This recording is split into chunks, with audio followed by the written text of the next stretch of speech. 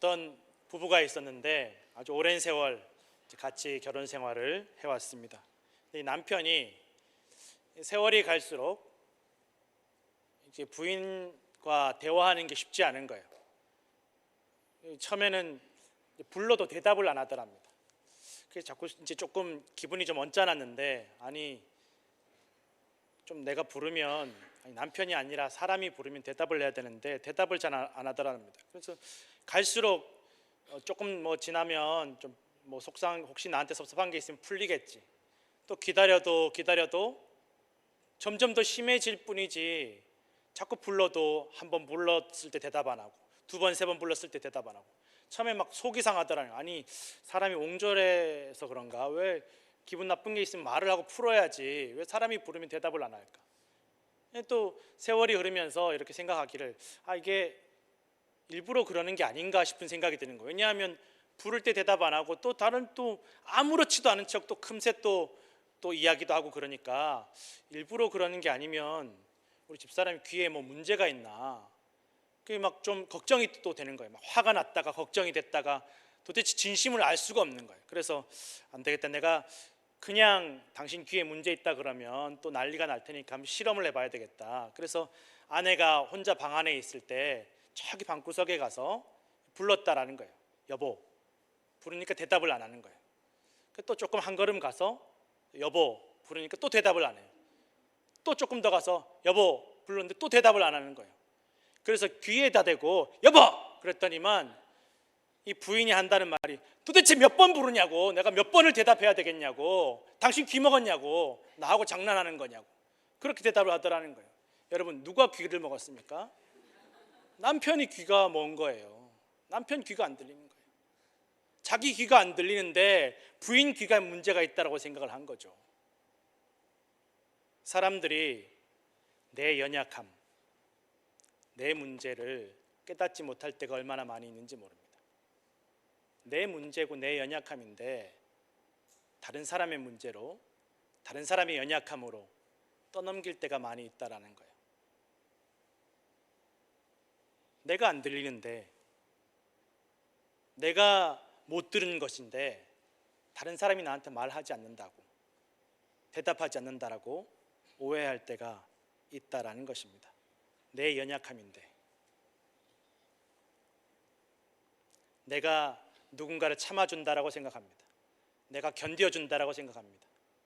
내가 자녀 기른다라고 생각합니다. 사실은 상대방이 나를 참아주고 상대방이 나를 견뎌주고 이 자녀를 통해서 하나님께서 나를 기르고 계신데, 그것을 깨닫지 못할 때가 얼마나 많이 있는지 모릅니다. 자신의 연약함을 인정하지 않으려고 합니다. 자신의 문제를 인정하지 않으려고 합니다. 연약한데 연약하지 않은 척 살아갈 때가 있습니다. 이거 그냥 몸이 아픈 사람들 이야기가 아닙니까? 건강한 사람은 해당되지 않는 이야기가 아닙니까? 라고 싶지만, 여러분, 몸이 건강하다라고 해서, 체력이 좋다라고 해서 연약하지 않은 것이 아니다라는 것입니다.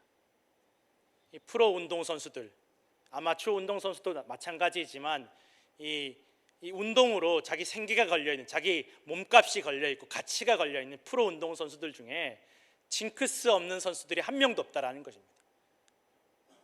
오만 가지 징크스를, 한 사람이 여러 개를 가지고 있는 사람도 있고, 그렇게 징크스가 있다라는 거예요. 그래서 어떤 선수들은 자기 시합 나가기 전에는 절대 계란 후라이도 안 먹고 계란찜도 안 먹고 또 절대 계란으로 요리한 음식을 먹지 않는다라고 합니다. 왜 그러냐고 물어보니까 깨질까 봐, 혹시 시합 나가서 깨질까 봐 안 먹는다라는 거예요. 그 가족들이 시합 날 몸 쓰고 운동해야 되니까 속 편안하게 죽을 해주면 그것도 안 먹는다라는 거예요. 죽 쓸까 봐. 그러니까 오만 가지가 다 걸리는 거예요. 이것도 안 되고 저것도 안 되고, 또 어떤 선수들은 내가 오늘 시합 나갈 때 요 시합장 그 라인에 반드시 오른발이 먼저 들어가야 된다라고, 그렇게 징크스가 가지고 있는 사람들이 있다라는 거예요. 그래서 어쩌다 깜빡하고 왼발부터 들어가면 오늘 시합 망쳤다라고 생각하고 실제로 또 경기가 잘 안 풀리는 거예요. 오만 가지 그런 징크스들이 있더라는 것입니다. 원래 이 징크스라는 의미, 사전적인 의미는 재수 없는 일 또는 불길한 징조의 사람이나 물건을 의미하는 단어입니다. 그런 재수없는 일을 피하려고 어떤 특별한 행동을 내가 하지 않거나 하거나 한다라는 것입니다. 그래서 사람들이 징크스에 얽매여 가지고 못하는 게 너무 많고 또 반드시 해야 되는 것도 너무 많고 너무 자유도 없이 답답하게 살아가는데, 그래서 이 뇌를 연구하는 뇌과학자들이 왜 사람들이 이렇게 징크스나 미신에 얽매여서 살아갈까, 왜 저렇게 자유롭지 못하게 평안하지 못하게 저렇게 살아가야 될까 연구를 해봤다라고 합니다. 무엇이 사람들을 그렇게 징크스에 얽매이게 하는가 연구를 하니까 불안해서 그렇다라는 거예요. 불안해서. 내가 알 수 없는, 내가 통제할 수 없는, 내가 다스릴 수 없는 미래에 대해서, 앞날에 대해서 불안해서 이 미래를, 앞날을 내가 원하는 방향으로 좀 통제하고 싶은데, 내가 원하는 방향으로 미래를 살아가고 싶은데 그런 마음은 굴뚝 같은데 내 마음대로 되지 않으니까 이런 지푸라기라도 잡는 심정으로 징크스나 미신에 얽매여서 살아갈 때가 많더라는 것입니다. 그래서 이런 징크스나 미신에 얽매여서 살아가면 좀 마음이 더 편해져야 되는데, 이런 징크스나 미신이 있는 사람들은 오히려 더 긴장하고 더 불안해지더라는 것입니다. 그러다 보면 실제로 일이 더 안 풀릴 때가 많다라는 것입니다. 이 심리학자 리처드 와이즈먼이라는 이 심리학자가 실제로 실험과 연구 통계를 내봤습니다. 이 서양에서, 미국이나 서양 사람들이 제일 불길하게 여기는 날짜가 13일의 금요일이라고 합니다. 아주 불길하게 여긴다고 합니다. 이 13일의 금요일에 일어나는 교통사고에 대해서 이 통계를 내봤는데, 사실 너무 불길하게 여기니까 이 13일의 금요일에는 사람들이 아예 집 밖으로 나오질 않는다고 합니다. 그래서 차를 가지고 나오지도 않고 실제로 이 13일의 금요일이 되면 교통량이 굉장히 줄어든다는 것입니다. 그러면 실제로 차를 가지고 나오는 사람이 없으면 교통사고 숫자도 줄어야 되는데, 차를 가지고 나오는 사람, 집 밖으로 나오는 사람이 없는데도 교통사고 일어나는 비율이 52%가 더 늘어나더라는 것입니다. 그래서 진짜로 불길한 날인가 살펴보니까 그런 것이 아니라, 이 어쩔 수 없이 13일의 금요일에 차를 가지고 나오는 이 운전자들이 아예 나오던 순간부터 계속 긴장하고 불안하고 불길하게 여긴다라는 것입니다. 오늘은 재수없는 날이야, 오늘은 10중 8구 사고가 날 거야, 오늘은 아주 불행한 날이야. 그러다 보니까 더 긴장하고 더 몸이 굳고 더 불안해하면서 사고가 더 많이 일어나더라는 것입니다. 이 징크스를, 불행한 일을, 불길한 일을 불러오는 악순환이 시작된다는 것입니다. 아예 불길하게 생각하니까, 재수없게 생각하니까 계속 재수없는 일들이 일어나더라는 것입니다. 실제로는 아무런 관련이 없는데, 이 13일의 금요일이랑 교통사고는 아무런 관련이 없는데, 계란이랑 경기 결과는 아무런 상관이 없는데, 죽이랑 공 들어가는 거랑은 아무 상관이 없는데도 자기 스스로 불안과 공포와 근심과 걱정을 만들어내더라는 것입니다. 사람은 몸이 건강해도, 제 아무리 평생 운동해온 프로 선수들이라도 얼마나 마음이 연약한지 모릅니다. 내가 감당하기 어려운 일을 만나면, 내가 통제하지 못하는 일들을 만나면 마음이 무너지고 정신이 무너지고, 이 마음과 정신이 무너지면 또 몸도 무너진다고 합니다. 입맛도 없고 움직이기도 싫고, 그러다 보면 또 몸이 아프게 되고, 몸이 아프면 또 마음이 가라앉고 마음이 무너지고, 계속 이 악순환이 시작된다는 것입니다. 마음이 무너지면 몸도 무너지고, 몸이 무너지니까 마음 또 무너지고, 한번 무너지면 그래서 걷잡을 수가 없게 되는 존재가 사람이라는 것입니다. 얼마나 연약한 존재인지 모릅니다. 머피의 법칙이란 말이 있습니다. 조금이라도 잘못될 가능성이 있으면 반드시 그 안 좋은 일은 일어나더라는 것입니다. 실제로 이 1949년에 이 미국 공군 소속의 머피라는 대위가 자기가 이제 항공기를 설계하는, 항공기 엔진을 설계하는 이 책임자였는데, 아주 잘 설계를 한 항공기 엔진을 부하 기술자들에게 이거 좀 조립하라고 시켰다고 합니다. 좀 시킬 때도 조금 불안했다고 합니다. 내가 뭐 말은 하지 않았지만 설마 상식이 있는 사람이라면 하지 않을 방법들을 있는데, 이 부하들이 설마 그 방법대로 조립하지는 않겠지. 잘못된 방법으로 조립하지 않겠지. 이 설계대로 내 의도대로 내가 이 설계해준 그 의도와 목적대로 잘 조립하겠지라고 생각했는데 아니나 다를까 막상 뚜껑을 열어보니까 이 부하들이 완전히 잘못된 방법으로 100만 분의 1, 1000만 분의 1로 잘못될 수밖에 없는 그런 아주 극히 희박한 확률의 잘못된 방법으로 조립을 해놓아서 결국 큰 사고가 일어나게 되었다라는 것입니다. 찜찜할 때 내가 다시 한번 확인하고 한마디 더 말했더라면 좋았을 텐데 내가 설마 했던 그 일이 실제로 일어났다라는 것입니다. 그래서 머피의 법칙이란 말이 생겼는데 실제로 이 머피 대위가 이런 법칙을 만들어낸 것은 처음에 찜찜하면 완벽하게 처음부터 꼼꼼하게 잘 챙기라는 의미로 그런 법칙을 만들어냈는데 사람들이 안 될 일은 안 돼, 포기하는 게 마음이 편해, 이렇게 부정적으로 해석을 하게 되었다라는 것입니다. 사람들이 한번 부정적인 생각에 확 꽂히게 되면 모든 것들을 다 부정적으로 보게 된다라는 것입니다. 사람은 어려움을 만나면, 내가 통제할 수 없고 감당할 수 없는 일을 만나면 무엇을 어떻게 해야 될지 알지 못하고 힘들어하고 불안해하고 두려워합니다. 너무 큰 일을 만나면 그 일을 피하고 싶습니다. 거슬리고 불편한 사람을 만나면 피하고 안 만나려고 합니다. 다른 데서 원인을 찾고 임시적인 해결책을 찾으려고 합니다. 그래서 징크스나 미신을 찾고 남 탓을 하게 됩니다. 다 연약해서 그렇습니다. 우리가 연약해서 그렇습니다. 사람은 다 연약합니다. 근본적으로 연약합니다.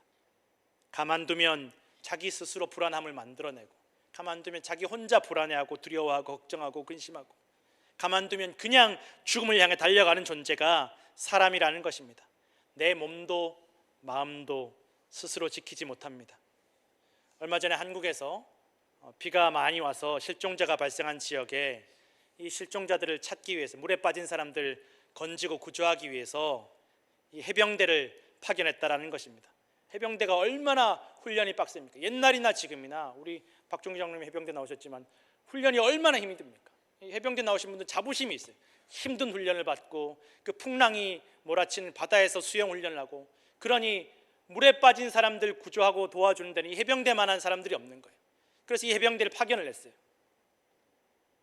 그런데 결국 급류에 휩쓸려서 간신히 살아남고, 또 어떤 사람은, 이 해병대원은 사망하는 사건이 있었다라는 것입니다.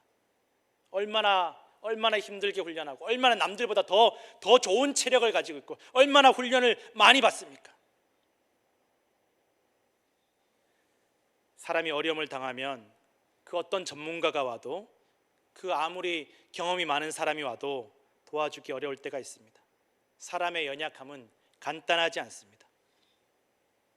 이렇게 연약한 사람을, 이렇게 연약한 저와 우리를 누가 도울 수가 있겠습니까? 성경은 오직 하나님만이, 성령께서 우리의 연약함을 도우신다라고 말씀하고 있습니다. 그래서 사람들이 하나님의 도우심을, 성령의 도우심을 받기 위해서 교회에 나오는 것입니다. 내가 어려우니까, 힘드니까 하나님 도움을 좀 받아야 되겠다. 사람이 어떻게 할 수 없으니까, 미래일, 앞날 내가 알 수 없으니까 하나님 나를 도와주셔야 되겠다. 그래서 교회에 나가는 것입니다. 불안하니까, 두려우니까, 아프고 힘드니까 교회에 나가는 것입니다. 그런데 교회 나온다고 어려움을 안 만나는 것은 아니라는 것입니다. 교회에 나와도 어려움을 만날 수 있습니다. 교회 다니고 예배하고 기도해도 어려움 만날 수 있습니다. 그런데 교회에 나오는 것은 어려우니까 기도하기 위해서 나오는 것입니다. 어려우니까 하나님 말씀 붙잡기 위해서, 알지 못하니까, 앞날을 알지 못하니까 앞날을 알기 위해서, 하나님 말씀을 알기 위해서 교회에 나오는 것인데, 어려워서 기도하지 않습니다. 어려워서 예배하지 않습니다. 어려워서 하나님 말씀 보지 않습니다. 내가 너무 힘들어서 기도하지 못합니다. 힘들어서 예배하지 못합니다. 힘들어서 말씀 보지 못합니다. 어려우면 기도해야 되는데, 알지 못하면 말씀 봐야 하는데, 어렵고 힘들어서 기도하지 못하고 무엇을 해야 될지 우왕좌왕하는 것이 저와 우리 모두의 모습이다라는 것입니다. 연약함이라는 것, 우리의 연약함이라는 것입니다.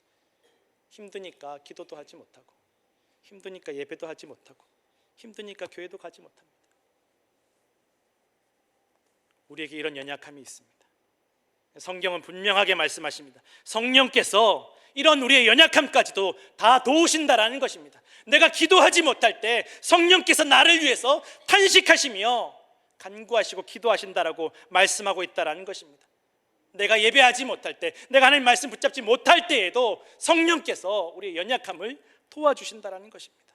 하나님께서 도우시기를 원하신다라는 것입니다. 너 왜 어려울 때 더 기도해야지, 어려울 때 더 말씀 봐야지, 어려울 때 더 하나님께 집중해야지, 왜 그렇게밖에 못하냐, 은혜는 다 어디다 잃어버렸냐 라고 우리를 책망하시고 버리고 포기하시는 것이 아니라 우리의 연약함을 도우시기를 원하신다라는 것입니다. 내 연약함을 도우십니다. 내가 기도하지 못할 때, 내가 주저앉아 있을 때, 내가 쓰러져 있을 때 나의 연약함을 도우시는 분이, 돕기를 원하시는 분이, 건지시기를 원하시는 분이 성령이시고 하나님이신 줄로 믿으시기 바랍니다.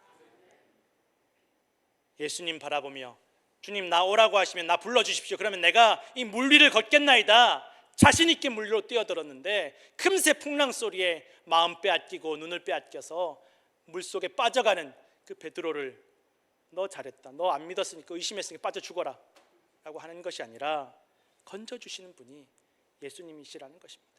건져주십니다. 도와주십니다. 하나님께서, 성령께서 우리의 연약함을 도우시기를 원하신다라는 것입니다. 오늘 본문에 돕는다라는 말은 적극적으로 뛰어들어서 돕는다라는 의미입니다. 우리의 죄악들, 우리의 연약함들, 우리의 절망, 우리의 사망을 돕기 위해서 하나님께서 친히 사람의 몸을 입으시고 가장 낮은 이 땅 위에, 낮은 곳에, 가난한 곳에, 죄악의 한복판에 불안과 두려움과 절망의 한가운데로 뛰어드셨습니다. 우리의 모든 죄악과 미움과 원망과 절망을 다 끌어안으시고 십자가에서 물과 피를 다 쏟으시며 사망으로 뛰어드셨습니다. 나 돕기 위해서, 우리를 돕기 위해서 그곳으로 뛰어드셨습니다. 그리고 기어이 사망과 멸망과 절망을 다 이기시고 부활하시고 영원한 생명을, 권세를 얻으셨음을 믿으시기 바랍니다. 그리고 그것을 믿는 자마다 믿기만 하면 사망에서 영생으로, 심판에서 구원으로 옮겨주시기를 원하신다라는 것입니다. 이것이 하나님 아버지의 뜻과 마음입니다. 예레미야 29장 11절에서 13절의 말씀 함께 읽겠습니다. 여호와의 말씀이니라. 너희를 향한 나의 생각을 내가 아나니 평안이요 재앙이 아니니라. 너희에게 미래와 희망을 주는 것이니라. 너희가 내게 부르짖으며 내게 와서 기도하면 내가 너희들의 기도를 들을 것이요 너희가 온 마음으로 나를 구하면 나를 찾을 것이요 나를 만나리라. 아멘. 하나님께서 우리를 기다리고 계십니다. 돕기를 원하시고 구원하기를 원하십니다. 오늘 본문의 27절에 보면 마음을 살피시는 이가 성령의 생각을 아시나니 성령이 하나님의 뜻대로 성도를 위하여 간구하신다라고 말씀하고 있습니다. 마음을 살피시는 이가 누구입니까? 하나님이십니다. 사람의 모든 마음을 다 아십니다. 성령도 하나님이십니다. 한 분이시기에 성령의 생각이 하나님의 생각이시고 하나님의 뜻이 또한 성령의 뜻입니다. 하나님의 뜻, 성령의 마음, 성령의 생각이 무엇입니까? 연약한 자를 돕고 그를 위해 간구하시는 것이 하나님의 마음과 성령의 뜻인 줄로 믿으시기 바랍니다. 우리의 연약함을 미워하시지 않습니다. 싫어하시지 않습니다. 멀리 하시지 않습니다. 야, 너 기껏 내가 천지 만물을 다 창조하고 내가 이 만물의 찌꺼기 같은 먼지와 티끌로 나의 형상으로 지었는데, 내가 너에게 생명을 다스릴 권세도 주었는데, 복된 인생을 주었는데, 복된 동산을 주었는데 반역하고 배신하여 죄악 가운데 왜 연약해져 버렸냐? 다 쓸모없는 것들 다 내가 멸망시켜 버릴 것이다 라고 포기하지 않으십니다. 오히려 그 연약함을 도우시는 분이, 구원하시는 분이, 살리시는 분이 하나님이십니다. 이것이 하나님 아버지의 마음과 뜻임을 반드시 기억하시기를 부탁드립니다. 하나님은 우리의 문제를, 우리의 죄악을 우리의 연약함으로 보신다라는 것입니다. 그리고 우리를 돕기를 원하십니다. 마태복음 9장 12절에서 13절 말씀입니다. 함께 읽겠습니다. 예수께서 들으시고 이르시되 건강한 자에게는 의사가 쓸데없고 병든 자에게라야 쓸데 있느니라. 너희는 가서 내가 긍휼을 원하고 제사를 원하지 아니하노라 하신 뜻이 무엇인지 배우라. 나는 의인을 부르러 온 것이 아니요 죄인을 부르러 왔노라 하시니라. 아멘. 하나님은 연약한 죄인인 저와 우리를 돕기를 원하시고 또 우리뿐만 아니라 모든 연약한 죄인들을 돕고 구원하기를 원하십니다. 여러분, 이것이 하나님 아버지의 뜻입니다. 연약한 죄인들을 제거하고 없애버리고 멀리하고 징계하는 것이 아니라 돕고 구원하기를 원하신다라는 것입니다. 저와 우리 모두가 그 은혜와 긍휼과 도우심과 구원을 입은 자들임을 기억하시길 바랍니다. 우리가 그 은혜를 입은 사람들입니다. 내가 그 사랑을 입은 사람입니다. 28절에 보니까 하나님을 사랑하는 자는 하나님의 뜻대로 부르심을 입은 사람들이라는 것을 말씀하고 있습니다. 연약한 죄인들을 돕고 구원하기를 원하시는 하나님 아버지의 뜻대로 우리를 부르셨다라는 것입니다.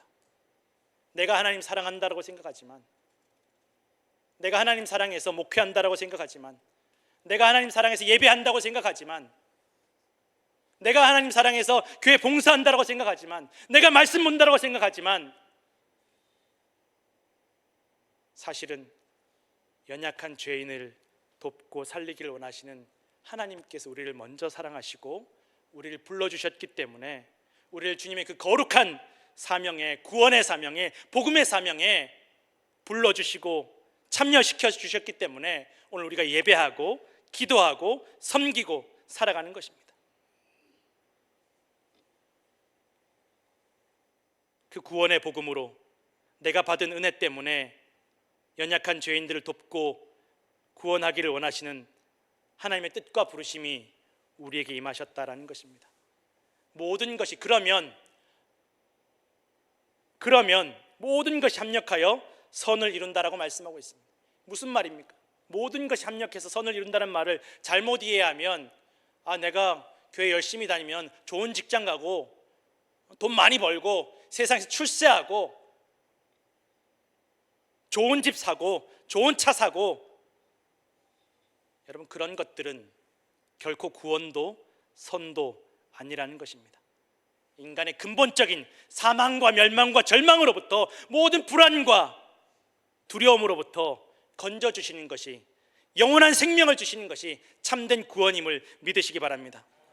돈으로도 체력으로도 명예로도 해결할 수 없는 절망과 사망과 멸망과 심판으로부터의 구원이라는 것입니다. 그리고 그렇게 연약한 죄인 되었던 우리를 하나님께서 사랑으로 불러주시고 그 구원의 사역에 동참하게 하시면서 오늘 29절에 보니까 그 아들의 형상을 본받게 하기 위하여 미리 정하셨다라고 말씀하고 있습니다. 이 연약한 죄인들을 예수 그리스도 본받게 하기 위하여 우리를 부르셨다라는 것입니다. 너 세상에 나아가서 잘 먹고 잘 살고 남들 위에 올라서라, 그렇게 부르신 게 아니라는 거예요. 예수 그리스도를 본받아서 살리고 돕고 구원하기 위하여 하나님의 거룩한 사명에 동참하고, 그리하여 비로소 하나님의 구원에 참여하고 예수 그리스도의 부활과 영생에 동참하게 하시기 위해서 우리를 부르셨다라고 말씀하고 있습니다. 여기에 하나님의 놀라운 사랑과 은혜가 있습니다. 연약한 죄인인 저와 우리를 도우시고 구원하시기를 원하시고, 그것을 위해서 예수 그리스도께서 십자가에서 죽으시고 부활하신 것처럼 우리도 연약한 죄인들을 돕고 구원하시고 살리시는 하나님의 사역에 참여하시기를 원하신다라는 것입니다. 그러면 모든 연약함과 죄악과 모든 징크스와 미신과 모든 두려움과 불안함으로부터 완전히 자유하게 될 줄로 믿으시기 바랍니다. 죽음도 멸망도 두렵지 않습니다. 우리가 미래가 어찌 될지 알지 못하지만 하나님의 말씀 안에 우리의 미래가 어찌 될지는 다 나와 있다라는 것입니다. 잠깐 지나갈 것들이 무엇인지, 영원한 것이 무엇인지를 다 말씀하고 있습니다.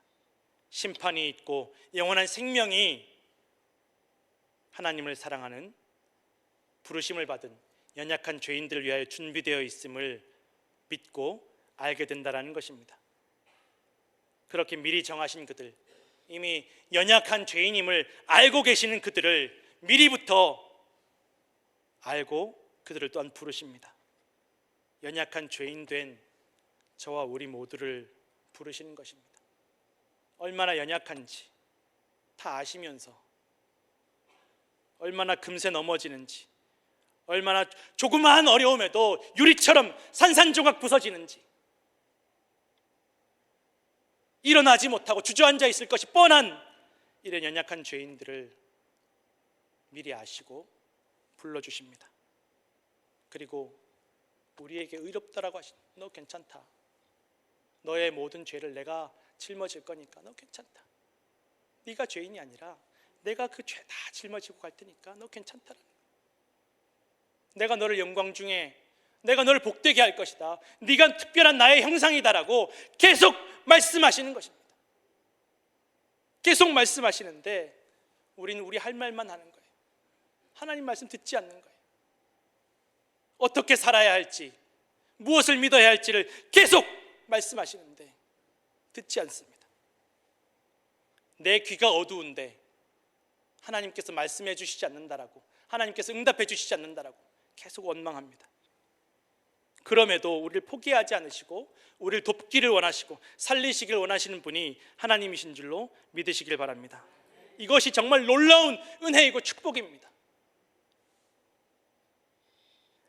영국 명문대학인 케임브리지 대학에서 최근에 37살의 최연소 흑인 교수가 탄생을 했습니다. 제이슨 아데이 교수라고 하는데, 이 케임브리지 대학의 37살짜리 최연소 흑인 교수는 3살 때 자폐 진단을 받았습니다. 처음 말을 한 것이 11살이었습니다. 11살이 되어서야 비로소 말을 하기 시작했습니다. 18살까지는 글을 알지 못했습니다.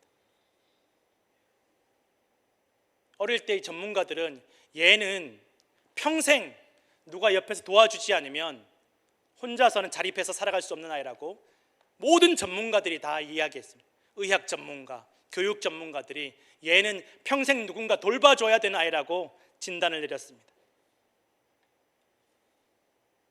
부모는 포기하지 않았습니다.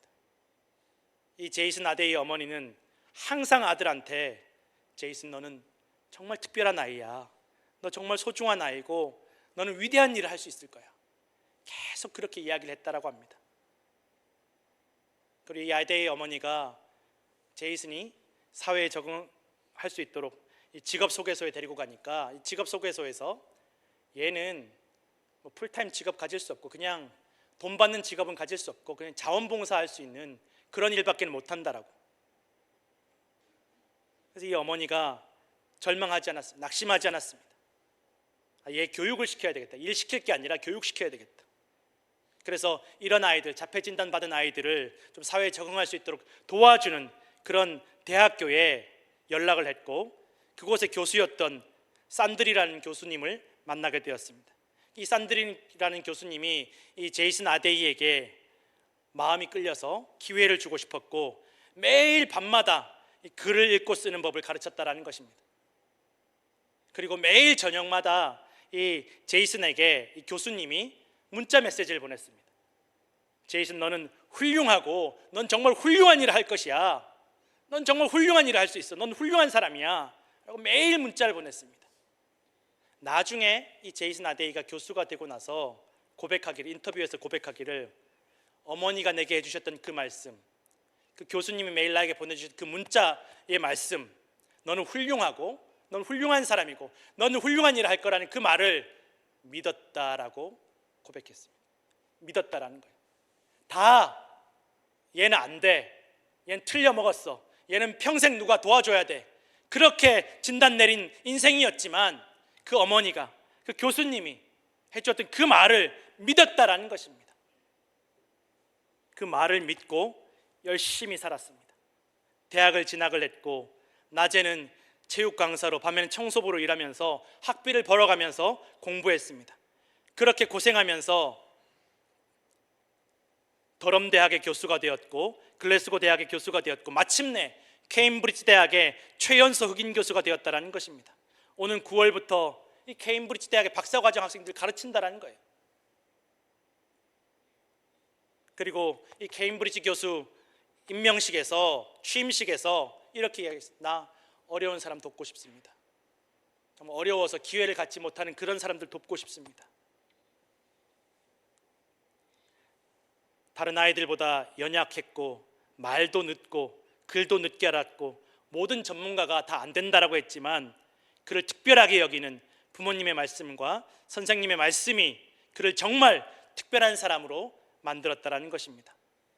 성도 여러분, 천지간에 가장 연약한 죄인인 우리를 아시는 하나님께서, 우리가 죄인인 것도 연약한 것도 아시는 하나님께서 계속 우리에게 말씀하십니다. 넌 특별하다. 넌 나의 형상이다.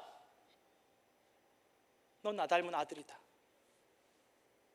내가 너에게 생명을 줄 것이고 복을 줄 것이고 기쁨과 평안을 줄 것이고 내가 너를 구원할 것이라고 계속 말씀하고 계신다는 것입니다. 그리고 그 말씀 믿으면 정말 우리는 특별한 인생, 영원한 생명을 얻게 될 줄로 믿으시기 바랍니다.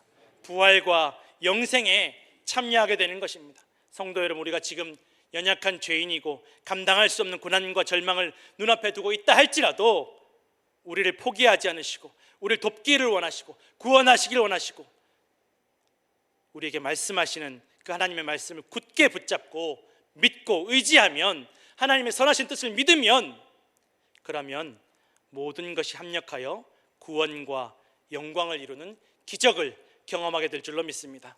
오늘도 더욱 하나님 사랑하시는 예수 그리스도를 닮아가시는 성도들 되시기를 간절히 축원합니다. 기도하겠습니다.